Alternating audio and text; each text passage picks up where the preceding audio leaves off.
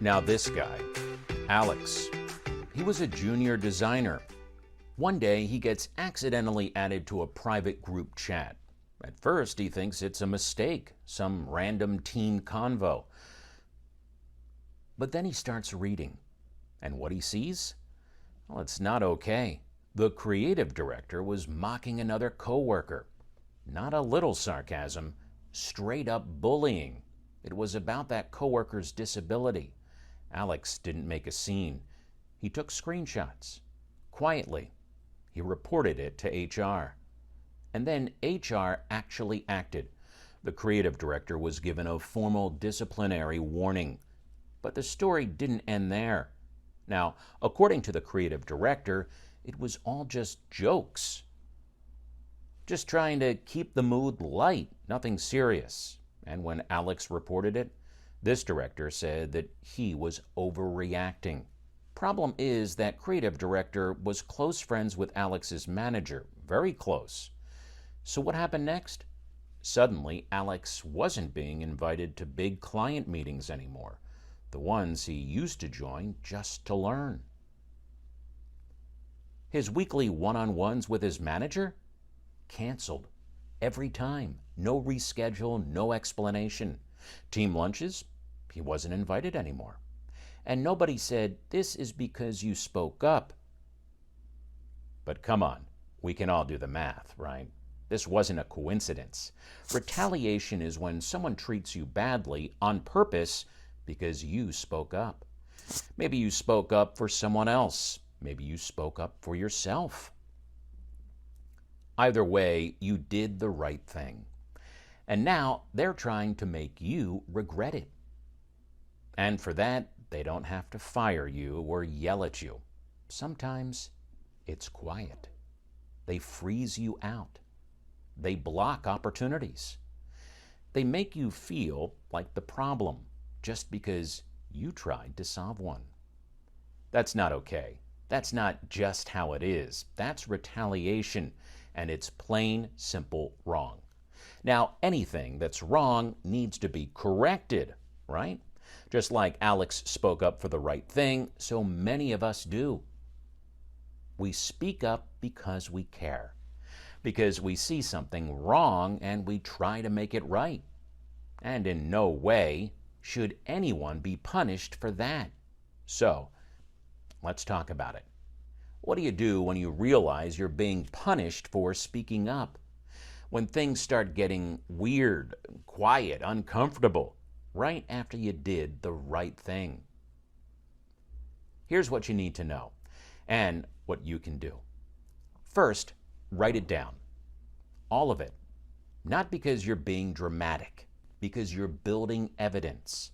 When retaliation starts, it's often subtle. The missed invites, the weird tone in meetings, the manager who suddenly forgets your one-on-ones. If you track it in real time, you don't have to second guess yourself later. And if it ever comes to HR, legal, or a formal complaint, you'll have a clear timeline, a pattern, the receipts. So whether it's a locked Google Doc, a private email, or a note on your phone, start documenting the moment the vibe shifts. Next, don't get loud. Go smart. It's tempting to vent, to warn others, to post screenshots, but hold up. When you go public too soon, it's easier for people to say, you are the problem. Instead, play it calm and calculated. Choose one trusted person, just one. Say something like, "Hey, I noticed I'm not being looped into X anymore. Has something changed?" That question isn't just casual, it's strategic. It shows professionalism, opens a conversation, and quietly starts a trail. If retaliation continues, you've now got someone else who noticed it too. Then pull out the handbook. That onboarding PDF you barely glanced at, it matters now.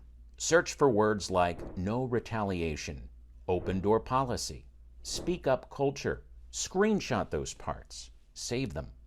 Why? Because if things escalate, you can say, I followed your process. I believed what your policies promised. Now it's on to them to live up to their own words. You're not just reporting, you're holding them accountable to their own standards. Perfect. Now you've tracked the pattern, checked your company's values, and looped in someone you trust. You're ready to decide, do I want to report this formally? And if the answer is yes, don't go in emotional. Go in clear. Say this: after I raised a concern about X, I experienced specific changes. I'd like to understand if these things are related. Bring your notes and be specific. And if that trusted coworker or manager noticed it too, they can back you up. Be your witness. But let's say you give it time and nothing changes. Or worse, it gets worse. Then it's time to take it outside. You can go to the EEOC for harassment or discrimination, OSHA for workplace safety violations, your local labor board for retaliation, wage issues, or mistreatment, a lawyer. Many offer free consultations. You have rights. If this video helped you even a little, please like it, drop a comment, and share it with someone who needs to hear this. Also, this video is part of our Whistleblowing Training course, where we dive deeper into how to speak up safely, effectively, and confidently, no matter your role. You can find the full course link in the description below. Hey, thanks for watching, and remember, your voice matters.